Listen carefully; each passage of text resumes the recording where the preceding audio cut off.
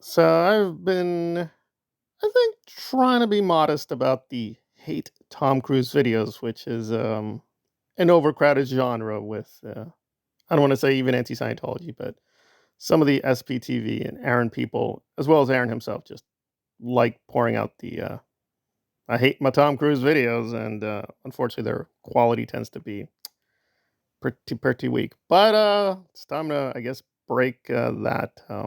Anyway, let's get to it.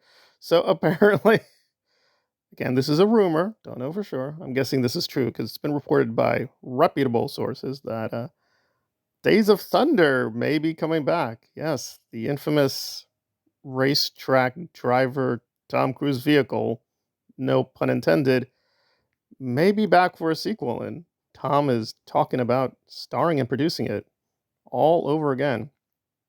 Now, it's actually interesting.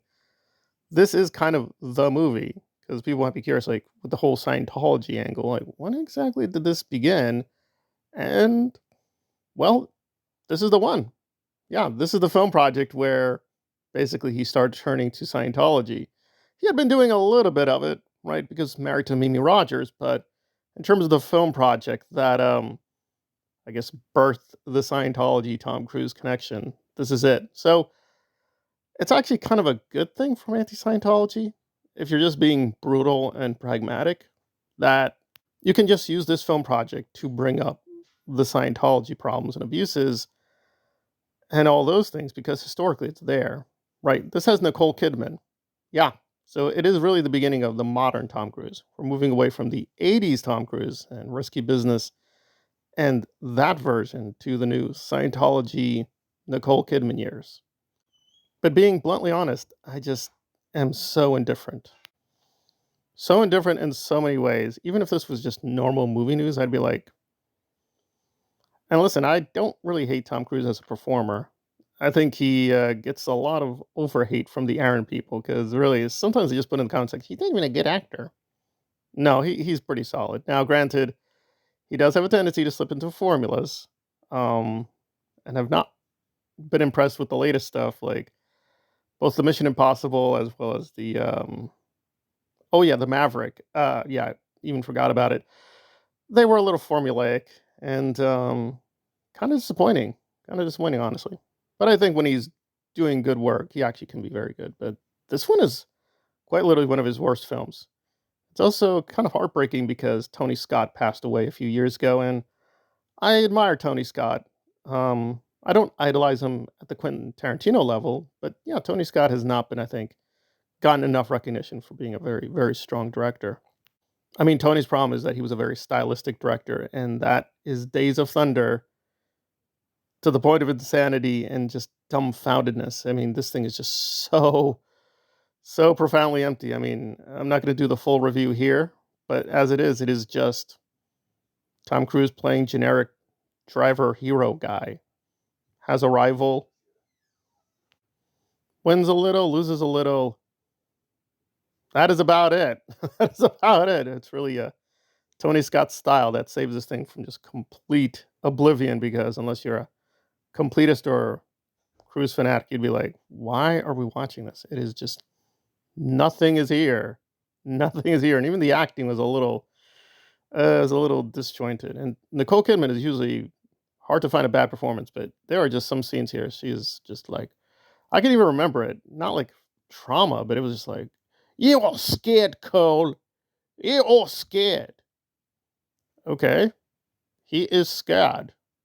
Got it. And the names are ridiculous. Like Buddy Lowicki. Like, I mean, I get it. There's probably a Scientology angle here and all that stuff. That there is, but still, I don't know. I think L. Ron Hubbard is actually a pretty strong name as a name, right? It does sell, even Tom Cruise. But some of these names were like Buddy, Ricky, Wuddy, Big Billy. What the hell is this thing? So yeah, I usually try to separate the Tom Cruise things into two categories: the fiction, nonfiction. The nonfiction is the abuses and the crimes. That's worth criticizing, but the fiction is a fiction. Still, this is probably one of the rare films I'd be like, I don't care about this thing. I don't want to see any more of this thing. There's not even a point for the sequel. I mean, the guy won at the end. I mean, it's a Tom Cruise film. He usually wins, except for Eyes Wide Shut. he's gonna win. Even when he loses, he kind of wins. Like the few films he loses, he still wins. So it's like it's a very simple pattern. And listen, Tom has done good work with it, sometimes with acting, but yeah, this is quite literally one of the most forgettable films of that era. And I usually like films within that time period from the late 80s to early 90s. There was a lot of great stuff, but this is the rare, just pointless. It's nothing here. I don't want to see this aside from the historical value. It's like, why would you watch this? But on a final note, to be fair to Tom and the film, apparently Quentin Tarantino is praising this thing. No, he's not joking. He's like, yeah, this is really, really good. This is one of the peak racing films. And it sounds like I'm just against the genre and the whole idea, but no, there was a really good film recently with Christian Bale and Matt Damon. That was very rock solid. The director there is really good. So I have no issue with men driving the cars and all that stuff, but I don't know, this isn't one. But if you do want to hear or see another perspective, just Google Quentin Tarantino and he lavishes a lot of praise here. It is granting, yeah, it is pretty silly, but for what it should be, I guess, can give you the intensity and the emotion of driving fast car. I guess this is the one. It's a hidden masterpiece to the Quentin Tarantino people. But listen, I respect Quentin too, but sometimes his judgments on things are just really off the rocker. He's this, and that's great. I mean, he's praising Joker too. He's encouraging people like, guys, this is it. This is such a profound statement. And I guess Days of Thunder is also the Joker Foley. We're gonna years later, we're gonna look back and be like, guys, we were here. We saw Days of Thunder. Well, I saw it, and I think saw it two times actually. But it was like both times I was like, what the hell is this thing? It is just profoundly empty. And I'm guessing I'm gonna guarantee that yeah, it will probably this time have if before it had a little Scientology propaganda, it's going to have full on propaganda. And it doesn't even make any sense because they're divorced. So what are they going to do with the character? They're going to say, oh, she got an STD, SPP, an ST, a PTA, a PTA, whatever. She's off. She's off. Her theta levels, no, her theta levels not operating. So listen, I don't hate Tom Cruise or even fake hate because a lot of that is fake hate. They just want to be as successful as him. But here I will join Aaron being like, really? Really? Really, Tom? Really? I don't know. But again, these things fall apart. Hopefully it will not happen. But if it does, I am just going to mock this thing from day one. I just, no, no, no. Sorry, no. No, there are times you got to be preemptively prejudging a thing. And I'm just prejudging.